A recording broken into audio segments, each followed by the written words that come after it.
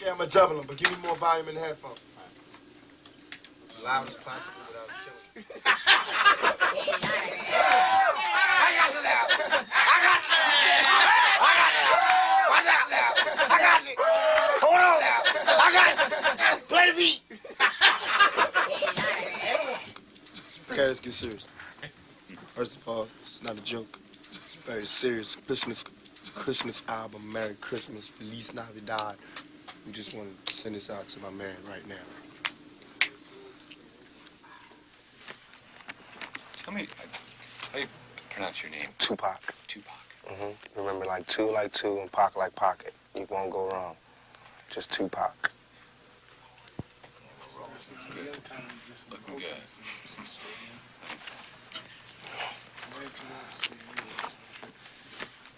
What's your best Christmas memory? Let me see. When I thought we didn't get any gifts for Christmas, I was in Baltimore. I thought we didn't get nothing. It was a knock on the door. My sister's principal from her school came, and they had like this charity, whatever, where they give like the turkey to the poor family on the block. We was the poor family. So we got this turkey. I got some cheap boots, you know, got a little cheap trinkets. But on Christmas, you want as many trinkets as possible. And so I got a whole bunch of little tiny things. It was cool. We got free cheese, free beans, free butter, free everything. All that little government surplus stuff. But on Christmas, you need it. I mean, as opposed to us having an empty refrigerator, empty nothing. So I just remember when it first came, you know, and it's always like a Christmas carol playing around Christmas time on somebody's TV. And I just remember that first feeling, like really feeling like, you know, dang, this is Christmas. You know, this is like the give thing. The give thing. That's when I used to feel the sorriest for my mother. It's because there was no man there, you know, and this is a woman, my mother. She had to tell us, you know, she had to make it like Mary, and there was nothing there. There wasn't even regular dinner, let alone Christmas dinner, you know, and she had to, like, explain to us how, like, I mean, it's so hard to sell that all we need is each other's speech, especially when your stomach hurts, you know, and she's telling us that as our stomachs go, she's going, all we need is each other. It's meat. But I thought it was just so beautiful how she just would be strong and she would do it. And she would never use that time to go, your fathers are really jerks, you know, they really left me here. But they did. Our fathers really did leave her. And I mean, our fathers, like my father, my sister's father, different fathers, but they really did leave us. And, you know, they didn't call on Christmas to help my mother explain why the hell we ain't getting no gifts. They was just like, you know, with their woman, wherever they was, being big shotty, being Santa Claus to somebody else's kids. And so, I mean, no love taken from my father, God rest his soul, but, I mean, I got it. He better not expect nothing big on Christmas. Tell me about some of the special things that someone growing up in the inner city and in your situation deals with. Okay. Man, it's like, that's deep. It's like, when you're born, usually you're born into a dynasty or an empire, right? You're born like as a junior or, you know, following in your father's footsteps. You always tell, oh, your father, he did this, or oh, your father, oh, your grandfather, he did this, or we got this, or the family heirlooms. There's none of that in the outer city. I call it the outer city because we left out. There's nothing. We don't get any family heirloom, the family crest, all that stuff that you would think is so important was meaningless. Because I mean, come on. Our family crest was cotton. You know what I'm saying? It's like, man, it's like the only thing we can really leave behind is culture, is music, you know, and dignity and determination. That's what we had. So it's like, I feel as though I'm cheated because instead of me fulfilling my prophecy, I have to start one. Instead of me, you know, doing a good job and carrying on the empire, I have to build one. And that's a hell of a job for a 21-year-old. You know what I'm saying? That's a hell of a job for any youngster, male or female, to have to build an empire for your family. You know what I'm saying? And it's like, especially when the odds is that, you know that somebody else who lives in the inner city, the real inner city, suburbia, who, when he's born, I mean, 16, he gets a car, automatic. You know, there's money in the bank for college. You know, it's Christmas, go to vacation somewhere. Our vacations was down the street, cross town, grandma's house. You know what I'm saying? That was the vacation. Or, you know, or jail.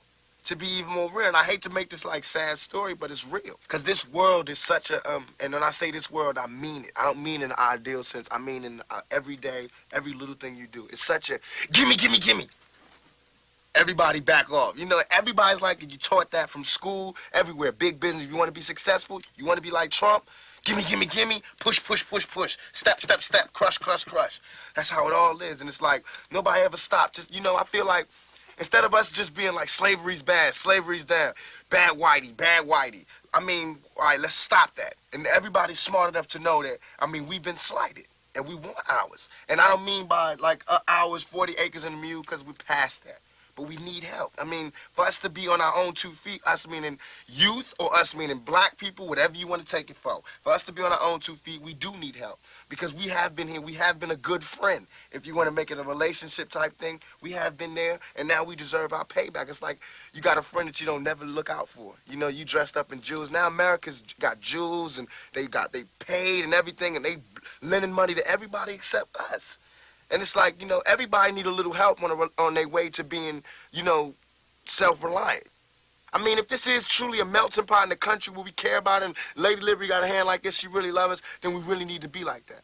And it needs to be the black kids. And if there's a white person who got money, then he need to help them. He need to help black kids, Mexican kids, Korean kids, whatever. But it need to be real. And it need to be before we all die, and then you say, oh, I made a mistake. We should have gave them some money. We really should have helped these folks. It's going to be too late. You know what I'm saying? And then that's when you got to pay your own karma.